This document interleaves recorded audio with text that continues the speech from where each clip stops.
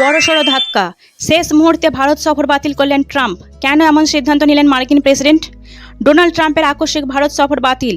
এবার কোয়াড সম্মেলন থেকে নিজেকে সরিয়ে নিলেন তিনি।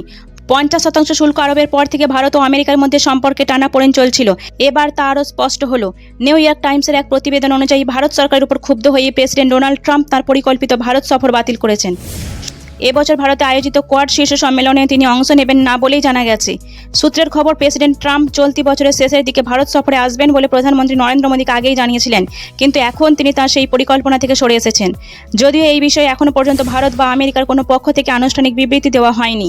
এবছর শেষে ভারতে কোয়াড শীর্ষ সম্মেলনে আয়োজনের প্রস্তুতি চলছিল। আয়োজন করেছিল মার্কিন প্রশাসন। উল্লেখ্য, মার্কিন প্রেসিডেন্ট ডোনাল্ড ট্রাম্পের আরোপিত শুল্কের পর ভারত ও আমেরিকার মধ্যে সম্পর্কের অবনতি ঘটেছে। এছাড়াও ট্রাম্প বারবার দাবি করেছেন যে ভারত ও পাকিস্তানের মধ্যে উত্তেজনা প্রশমনে তিনি মধ্যস্থতা করেছেন। যদিও ভারত প্রথম থেকে এই দাবি প্রত্যাখ্যান করে জানিয়েছে এই বিষয়ে কোনো দেশ মধ্যস্থতা করেনি। শুল্ক যুদ্ধের এই পরিস্থিতিতে প্রধানমন্ত্রী নরেন্দ্র মোদী বর্তমানে চীন সফরে রয়েছেন। সেখানে তার চীনা প্রেসিডেন্ট শি জিনপিং এবং রুশ প্রেসিডেন্ট ভ্লাদিমির পুতিনের সঙ্গে সাক্ষাৎ হওয়ার কথা। আমেরিকার সঙ্গে সম্পর্কে টানাপোড়েনের মধ্যে মোদীর এই সফরকে বেশ গুরুত্বপূর্ণ বলে মনে করা হচ্ছে এবং সারা বিশ্বের নজর এখন এ সফরের দিকে।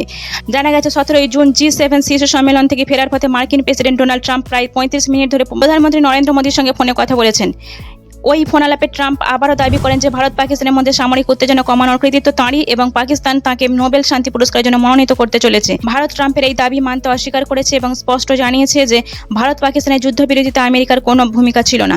সংবাদপত্রের প্রতিবেদন অনুসারে মোদী এই প্রস্তাব প্রত্যাখ্যান করায় এবং নোবেল পুরস্কারের বিষয়টি নিয়ে আলোচনা করতে রাজি না হওয়ায় দুই নেতার মধ্যে সম্পর্কের দূরত্ব বেড়েছে। 17 জুনের ফোনালাপ নিয়ে হোয়াইট হাউস কোনো আনুষ্ঠানিক বিবৃতি দেয়নি।